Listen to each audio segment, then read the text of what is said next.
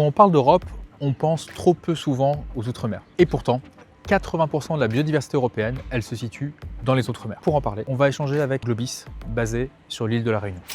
Je m'appelle Jean-Marc Gancy, je suis salarié d'une association scientifique réunionnaise qui s'appelle Globis Réunion. Cette association a pour enjeu de mener de nombreux programmes de recherche pour étudier les cétacés et d'engager les citoyens à reconnaître ce patrimoine naturel exceptionnel pour mieux le protéger. À quoi est-ce que vous sert l'argent de l'Union européenne ?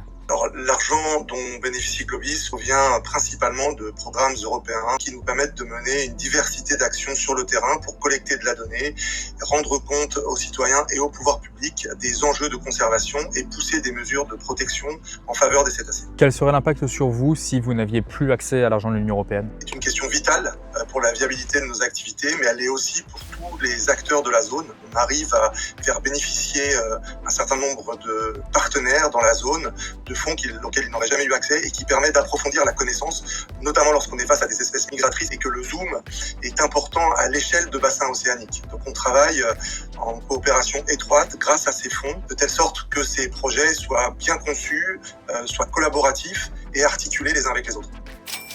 On l'a vu, les fonds européens, ils sont essentiels pour préserver la biodiversité dans les Outre-mer. S'en prendre aux fonds européens, c'est s'attaquer aux Outre-mer.